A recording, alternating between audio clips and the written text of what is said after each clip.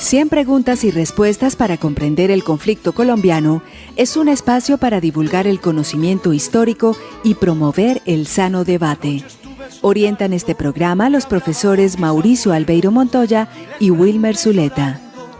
¿Qué puedo hacer por mi pueblo? Aquí ya no existe paz, aquí ya no hay libertad, aquí ya no pasa un día sin algo que lamentar. La demanda de rendición incondicional que se pactó en Casablanca por los jefes aliados cuando la victoria apenas comenzaba a clarear para los ejércitos de la democracia. La Italia fascista de Benito Mussolini cayó la primera, con solo que los marinos de Eisenhower desembarcaran en Sicilia. Queda como último reducto de la tiranía el territorio metropolitano del Japón.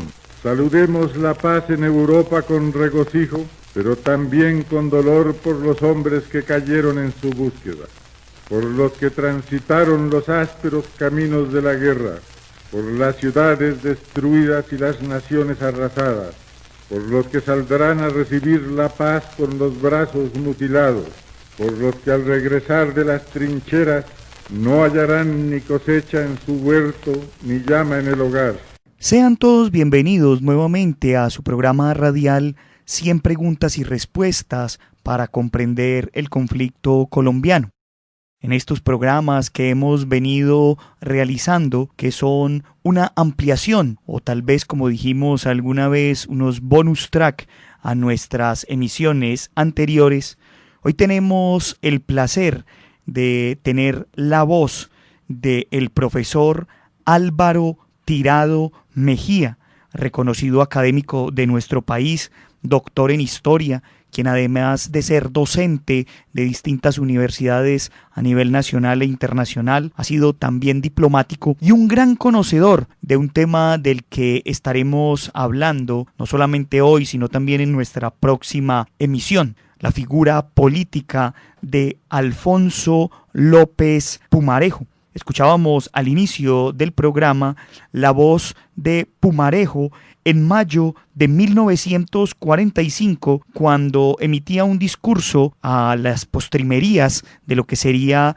la Segunda Guerra Mundial. Agradeciéndole al profesor Tirado Mejía por estar hoy en nuestro programa, vamos a entrar entonces en materia. ¿Cuáles son los inicios de la vida política de López Pumarejo? La vida de López Pumarejo es muy interesante y es un poco diferente a la de la mayoría de los presidentes de Colombia, muy especialmente a los de esa época, porque en López Pumarejo se conjugan, digamos, dos vertientes. Su padre fue un gran exportador de café, se decía que era el hombre más rico de Colombia en ese momento, y a su vez su abuelo, López, había sido artesano y había dirigido artesanos cuando el nombramiento de José Hilario López en 1849. En ese momento la elección del presidente no era directa, la elegía el Congreso, y se cuenta que los artesanos liberales invadieron el Congreso y para apoyar a su candidato. Algunos dicen que utilizaron medios de fuerza, otros dicen que no fue así. Lo interesante es que ese es su estirpe, digamos, López, liberal. Por otro lado, él era apellido Pumarejo. En ese evento del nombramiento de José Hilario López, también su bisabuelo estaba en ese recinto como senador conservador. Era un hombre muy rico, era un terrateniente de la costa y estaba en el partido contrario. Hay una biografía interesante de López Pumarejo donde resalta eso, en ese sentido. Y es en el sentido de que él, por una parte, tenía, digamos, una herencia de persona rica, de sociedad, y por otra, un ancestro también muy popular, muy combativo. Y eso fue López Pumarejo, un hombre de mundo, un hombre con una educación muy especial, muy amplia, con medios económicos, pero por otro lado, con un gran sentido social. Y eso fue lo que lo marcó. López Pumarejo, heredero de su padre, que su padre vivía, tuvo una educación muy, muy importante que no la tenía tal vez ningún colombiano hasta ese momento. Él de niño no fue al colegio, su padre le puso institutores, pero por ejemplo de esta calidad, el que le enseñaba español era nadie más y nadie menos que Miguel Antonio Caro, que dominaba el idioma, que fue varias veces presidente. Y luego, como ya se estaban en la guerra civil, se aproximaba la de los 1000 días, el padre de él, para sustraerlo de esa situación, lo envió al exterior desde muy joven, y él tuvo una formación especialmente en los Estados Unidos y en Inglaterra, una formación humanística, pero sobre todo una formación de tipo práctico. El inglés lo manejó muy bien y eso le sirvió mucho para la vida internacional, y entonces al regresar al país se dedicó a los negocios del café, y recorriendo el país comprando café conoció pues la realidad. No era como ciertos presidentes de Colombia, por ejemplo el mismo Miguel Antonio Caro, que nunca había salido de la sabana de Bogotá. Este señor en esa época pues conoció el país y fue incluso hasta al Ecuador. Allí conoció la revolución de Alfaro, que lo marcó muchísimo en el sentido de un liberalismo de tipo social. Él se inició en la vida política, no se inició en la vida política, sino en la vida, digamos, de los negocios cafeteros. Después inició un banco internacional, pero poco a poco entró en la política y paradójicamente su compañero, digamos, en la política fue un personaje de un signo contrario totalmente, como fue Laureano Gómez. Pero de eso podemos hablar más adelante. En síntesis, López Pumarejo, por su formación, fue un hombre con una visión internacional muy importante, un conocedor de los movimientos de izquierda democrática en el mundo, por ejemplo el laborismo, el socialismo democrático en Europa, después con el periodo del New Deal con Roosevelt, y entonces él, cuando ya llegó a la presidencia en sus 2 ocasiones, pudo implantar un gobierno muy progresista, muy moderno, pero muy anclado en la tierra, porque conocía el país palmo a palmo. Hablemos entonces ya de el papel de López Pumarejo en la prensa. ¿Cuál es el impacto de su trabajo en la prensa liberal, en los diarios El Liberal, El Republicano y en el Diario Nacional? Sí, en ese momento la prensa era fundamental, la prensa escrita. En los inicios la radio apenas estaba surgiendo y la televisión surgió 50 años después. Y prácticamente la vida política se hacía en el Congreso y a través de los periódicos. La prensa era muy partidaria, un periódico era o liberal o conservador, y los grandes prestigios políticos se hacían en los periódicos. López inició, y eso lo traigo en uno de mis libros sobre López Pumarejo, sus primeros artículos por allá hacia 1912, 13, 14, los escribió en un periódico liberal, El Republicano, que dirigía un dirigente liberal muy importante que era Ricardo Tirado Macías. Ese era un periódico muy radical, y allí hizo sus primeros pinos como columnista o ensayista López Pumarejo. Luego, en los años 20, cuando ya se dedicó de lleno a la política, López Pumarejo estuvo en varios periódicos, fue un copropietario de alguno, y luego, cuando terminó su primer mandato y se pensaba en hacerse reelegir, no en periodo consecutivo siguiente, sino en el otro, a nombre de lo que se llamaba en ese momento la izquierda liberal, fundó con Alberto Lleras y otros dirigentes un periódico que se llamaba El Liberal, muy ligado para defender su primer gobierno y, de cierta manera, como acicate para su segundo gobierno. Él no fue propiamente un periodista, pero siempre estuvo muy ligado a la prensa. Por otra parte, se lo oí alguna vez a su hijo, el doctor López Michelsen, como López Pumarejo siempre fue un hombre de mucha visión, en los años 40, cuando ya se estaba vislumbrando la violencia, y sobre todo cuando ya se veía que había un nuevo medio de comunicación que era la radio, que era muy importante, López Pumarejo contribuyó a fundar lo que fue Caracol, como una radiodifusora muy importante en ese momento, que todavía subsiste como gran cadena, y él decía, es que el periodismo escrito va a perder fuerza, y por el momento el que tiene fuerza es la radio. Algo muy similar se podría pensar ahora de toda la discusión que hay sobre si la prensa escrita va a desaparecer o no frente a los nuevos medios. Pero lo cierto es que López, con su gran visión, ya en los años 40, dijo, hay que tener en cuenta este nuevo medio que es la radio. Ya usted nos ha venido señalando los rasgos que ostentaba en materia social e intelectual.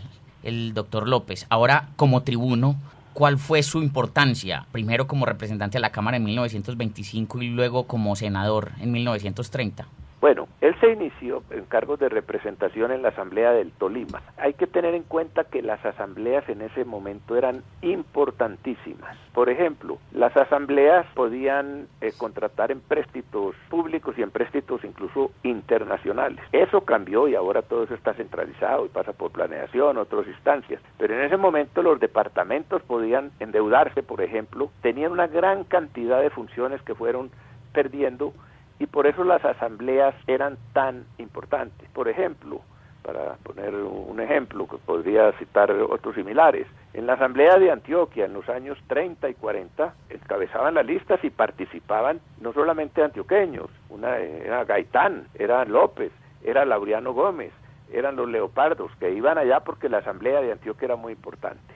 Entonces, las primeras intervenciones políticas de López fue en la asamblea del Tolima.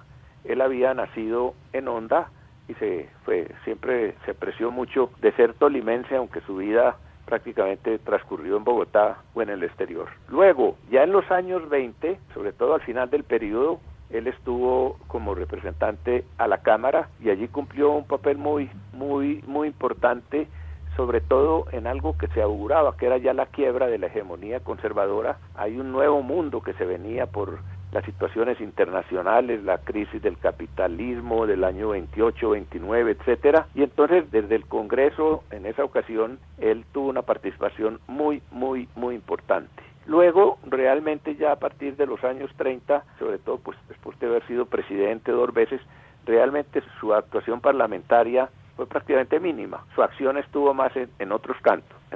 También hay que advertir algo que es interesante. En esa época la oratoria era fundamental. Eran los grandes oradores que llenaban las plazas, que hacían los debates en las asambleas, en el Congreso. López realmente no fue un gran tribuno del Congreso.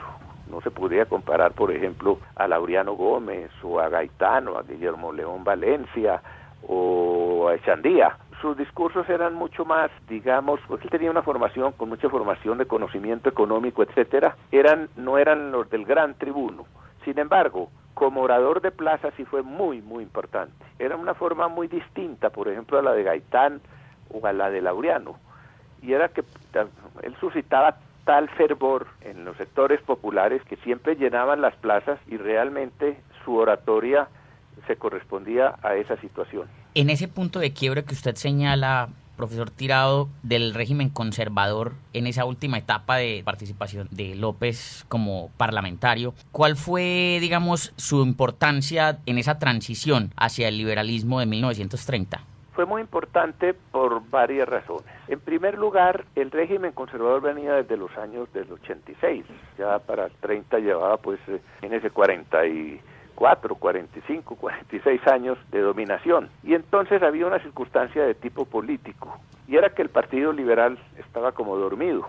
Lo habían vencido en la Guerra de los 1000 días. Había presentado su candidatura con el general Benjamín Herrera, incluso con apoyo de los grupos socialistas que estaban surgiendo, y esas elecciones se perdió. Se dijo que había habido fraude. Y entonces esa situación llevó a que los dirigencia liberal ya como que no aspirara al poder. Simplemente se contentaban con que el gobierno conservador, que siempre iba a ser conservador, les diera una participación parlamentaria. Lo interesante de López fue que él dijo, no, esto se acabó. A partir de este momento, este es un partido popular, este es un partido que debe gobernar, y dijo no más subordinación con las cuotas con los conservadores, y en vez de aceptar una cuota de 3 o 4 ministros para su partido, dijo preparémonos para tomar el poder, y así lo dijo en la Convención Liberal cuando nadie le creía, y efectivamente se organizó el Partido Liberal y ganó. Entonces estableció lo que fue la República Liberal entre 1930 y 46 con Olaya Herrera, López, Santos, Lleras Camargo, etcétera. Pero es muy importante anotar también lo siguiente, que va a ser definitivo en lo que marca las características de la Revolución en Marcha, y son los cambios sociales tan importantes que hubo en los años 20. En primer lugar, en los años 20 hubo unas transformaciones sociales muy grandes en el país. vino mucho dinero como nunca había habido en el país, y esta era una economía sumamente pobre. En primer lugar, por la indemnización que el gobierno de los Estados Unidos había dado a Colombia por su nefanda participación en la separación de Panamá. Segundo lugar, una cantidad de empréstitos y de obras públicas. En tercer lugar, el café se había asentado como producto de exportación y las exportaciones colombianas habían crecido mucho. Todo eso significó entonces unos cambios sociales muy grandes. Los campesinos empezaron a encontrar trabajo en las obras públicas, migraron a las ciudades y se fue formando un proletariado. Y realmente con ello vino una cosa que ya era del mundo moderno, el sindicalismo, las huelgas, etcétera. Y por otra parte, la situación agraria era muy complicada, había el gran latifundio, las grandes haciendas en ciertas partes del país, donde incluso no se pagaba con monedas, sino con unos vales de la hacienda, había sitios para castigar a los trabajadores, no podían irse para donde otro patrón, etcétera. Y entonces eso llevó a que hubiera un descontento social muy fuerte, incluso con manifestaciones violentas. Por otra parte, la inversión extranjera empezó a llegar en el país en dos sectores. Primero, en el del banano, en las haciendas, no más que haciendas, en la United Fruit Company, que eran, digamos, verdaderos enclaves coloniales, y por otra parte se descubrió petróleo en Colombia. Y se inició la producción de petróleo, ahora se está cumpliendo un centenario en Barranca Bermeja y esas zonas. Todo eso llevó entonces a que creciera un proletariado y que se agudizara mucho la situación, la problemática de tipo social.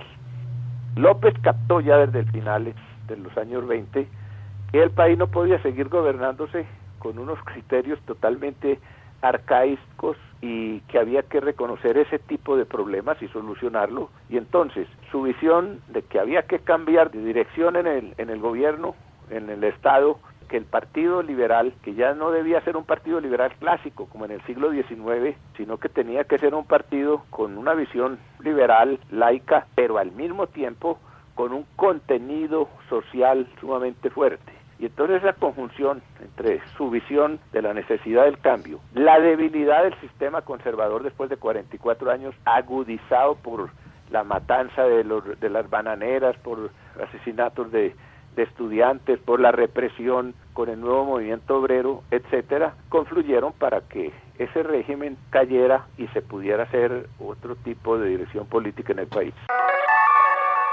Usted está escuchando 100 preguntas y respuestas para comprender el conflicto colombiano. Profesor Tirado, ¿cuál es el contexto y el ambiente de las elecciones de 1934 y de la llegada de López Pumarejo al poder? Sí, como le decía, en el año 30 hay un cambio.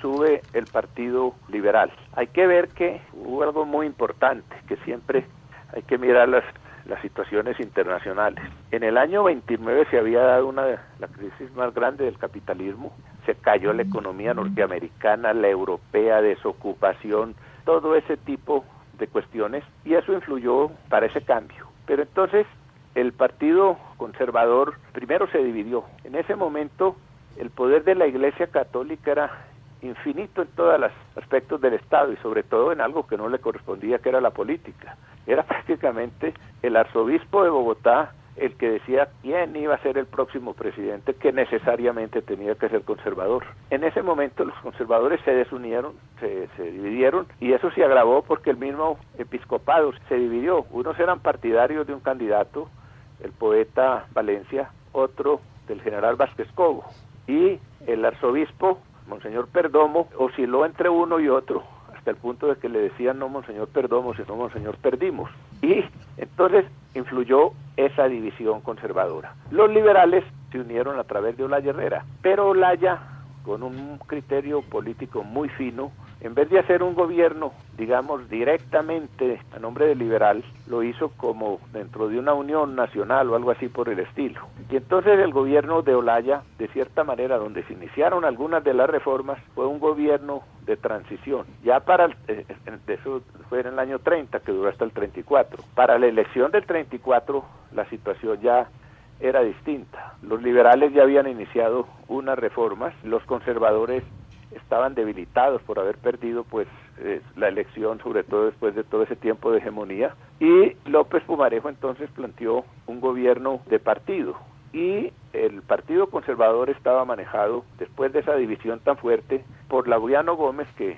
manejaba eso, su partido con mucha fuerza, de una forma muy autoritaria, hasta el punto que un gran conocido conservador como Silvio Villegas dijo que Laureano, con ellos, sus copartidarios, utilizaba una disciplina para perros. Entonces, Laureano Gómez, que había trabajado políticamente para modificar la situación y hacer caer al Partido Conservador, no obstante que era conservador, y por eso había trabajado con López en otras épocas, en ese momento decretó la abstención, o mejor dicho, la oposición. Los conservadores votaron, pero la oposición al régimen liberal y también la abstención. Entonces, esas elecciones del 34 fueron unas elecciones donde el Partido Conservador se abstuvo, lo cual tuvo una consecuencia muy negativa para el mismo Partido Conservador, porque entonces el 100% de los congresistas fueron liberales, y eso fue fundamental para que López pudiera, con el apoyo de un parlamento homogéneo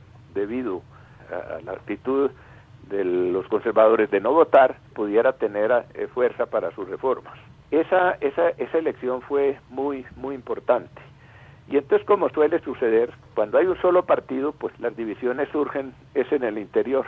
Lo que sucedió entonces, más que una controversia en el Congreso con los conservadores, porque allí no estaban, fue una controversia entre liberales. Y de allí surgieron las diferentes tendencias de izquierda liberal, que era la de López Pumarejo, Alberto Lleras, Carlos Lleras, Darío Echandía muy especialmente, y personas de la izquierda como Gerardo Molina, y la llamada derecha liberal, que estaba signada por el grupo que seguía a Eduardo Santos. Esto del vocabulario es muy interesante, porque ahora han estigmatizado la izquierda democrática, no obstante que la izquierda democrática es la que ha gobernado en Europa los últimos 60 años y antes ha fortalecido a la democracia, pero en ese momento las corrientes políticas tenían nombres adecuados. Había la izquierda y había la derecha. Los conservadores se decían somos la derecha, y había incluso sectores que se decían somos la extrema derecha, que eran los leopardos, y ellos que tenían un tinte fascista bastante fuerte. De la misma manera, el presidente de la República, López, y ese sector decían somos la izquierda liberal.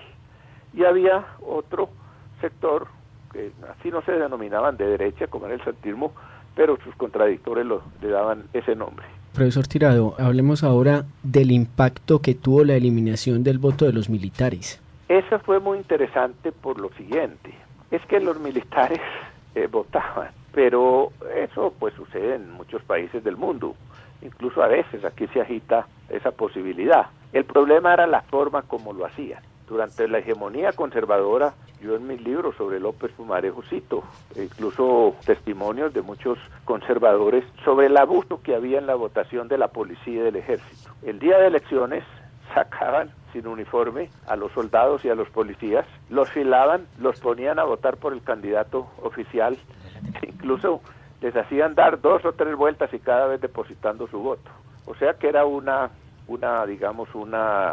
ejercicio impúdico de la política. Para suprimir ese tipo de cuestiones vino la prohibición de que los militares pudieran participar en ese proceso electoral con su votación. Yo creo que eso fue muy conveniente, e incluso se vio la conveniencia de despolitizar al ejército como debe ser. Por ejemplo, cuando se inició la violencia muy fuerte a finales de los años 40, incluso la violencia tan fuerte partidista en el gobierno de Laureano Gómez, realmente en los campos donde había una violencia tan grande, los campesinos y la gente que estaba perseguida llamaban al ejército como una fuerza neutral, y por eso Rojas Pinilla pudo tener al principio de su gobierno tanta acogida. Ese fue el efecto en ese momento, y afortunadamente el país ha seguido, y es de que los militares no solamente no voten, sino que no intervengan en la política partidista. Con esto entonces terminamos nuestro programa del día de hoy, pero los invitamos para una segunda emisión de este programa, donde de la mano también del profesor Álvaro Tirado Mejía continuaremos hablando sobre esta interesante figura política como lo fue Alfonso López Pumarejo. Agradecemos a la Universidad Nacional por este espacio que nos brinda, a Jorge Benjumea en el máster, a los profesores que nos acompañaron hoy en la mesa y a ustedes los invitamos para que sigan escuchando su programa 100 preguntas y respuestas para comprender el conflicto colombiano. Hasta pronto. 100 preguntas y respuestas para comprender el conflicto colombiano es un espacio para divulgar el conocimiento histórico y promover el sano debate. Orientan este programa los profesores Mauricio Albeiro Montoya y Wilmer Zuleta. ¿Qué puedo hacer por mi pueblo? Aquí ya no existe paz, aquí ya no hay libertad, aquí ya no pasa un día sin algo que lamentar.